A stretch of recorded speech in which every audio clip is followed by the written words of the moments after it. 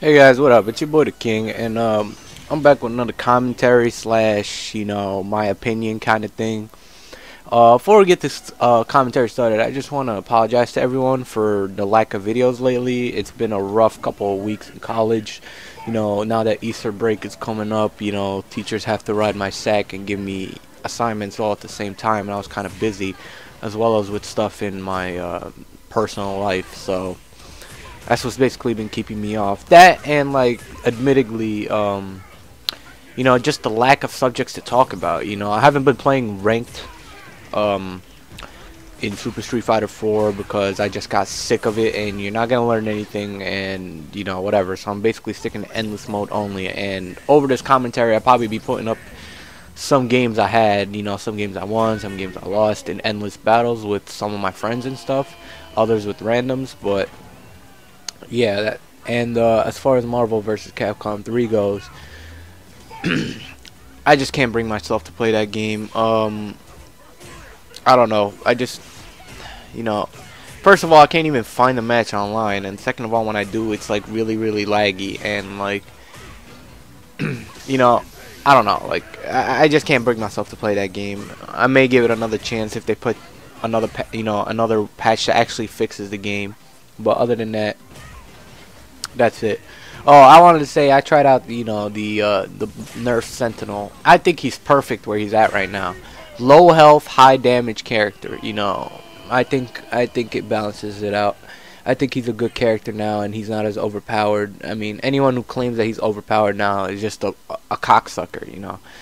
And it's these people that ruin games. But enough about that. I want to get to the commentary because we're like 2 minutes in, and I haven't really touched on what I want to talk about. And what I want to talk about is, first of all, I want to tell you guys that yes, I will be getting Mortal Kombat 9. I've received like 2 private messages from people, and yes, I am getting Mortal Kombat 9 on release day probably. And well, this is kind of what the commentary is about.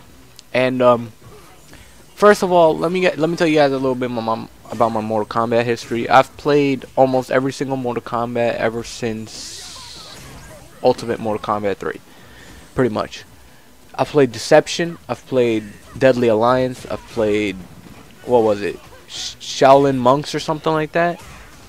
I've played all of them, and I do like the game, but unfortunately I have to agree with everyone else in that I don't find that it to be very competitive.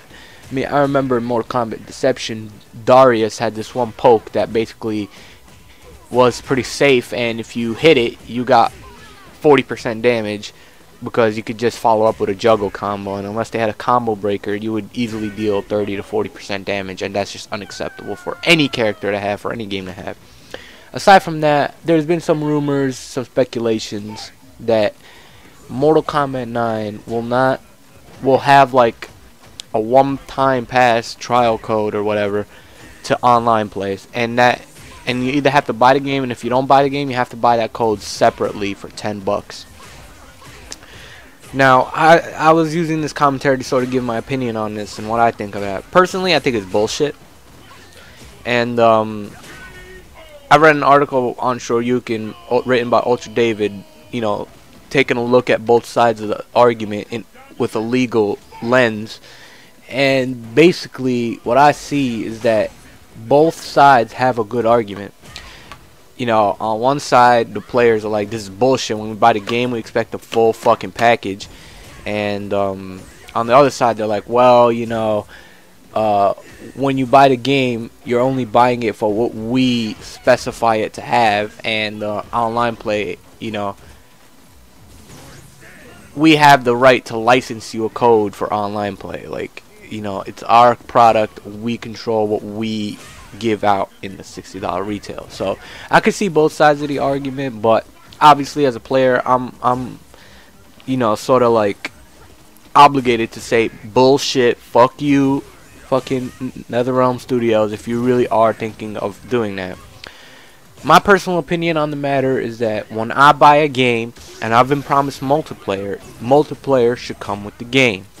Multiplayer should not be a DLC kind of code thingy. Multiplayer should not be extra, especially a game that is multiplayer focused. Like, I can understand if they did that with a game that's like an RPG. Like, if they did that with Fallout New Vegas. Like, you know, if you wanted to upload your character online and start playing with other people around the world and start fighting their characters, you're going to have to pay $10. I would be fine with that, because New Vegas is solely a single player game. And if they added something like, you know, multiplayer to it, or co-op or something, and they made you pay for it, it would be acceptable, because in that case it would indeed be extra. Whereas in a game that's multiplayer focused, like fighting games, shooting games, you know, racing game, whatever, any game that is multiplayer focused should not have multiplayer as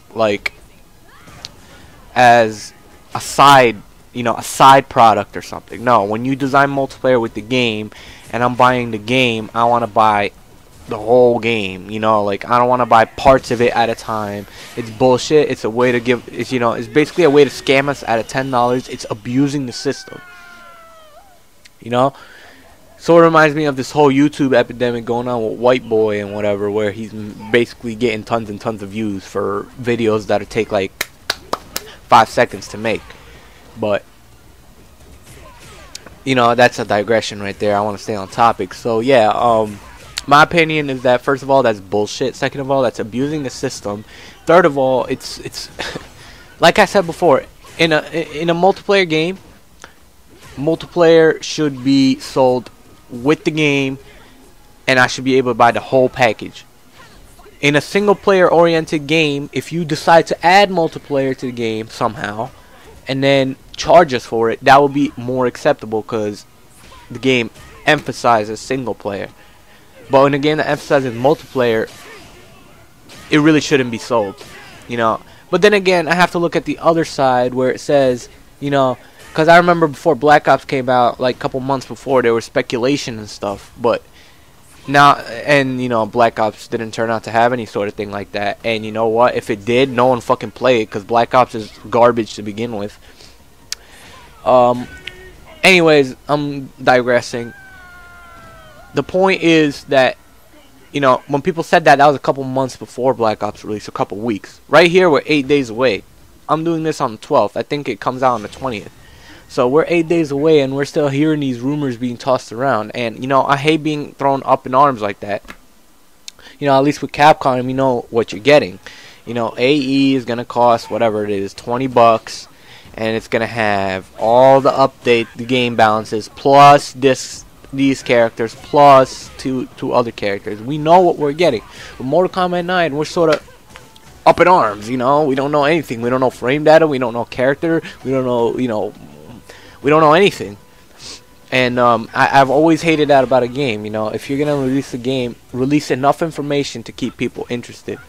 I mean, they're sort of doing what Modern Warfare 2 did, which is stay quiet about the game, and then all of a sudden, and just basically rely on first, like, release day sales to make all their money, and then after that, basically give the customers a middle finger, and then enjoy their money.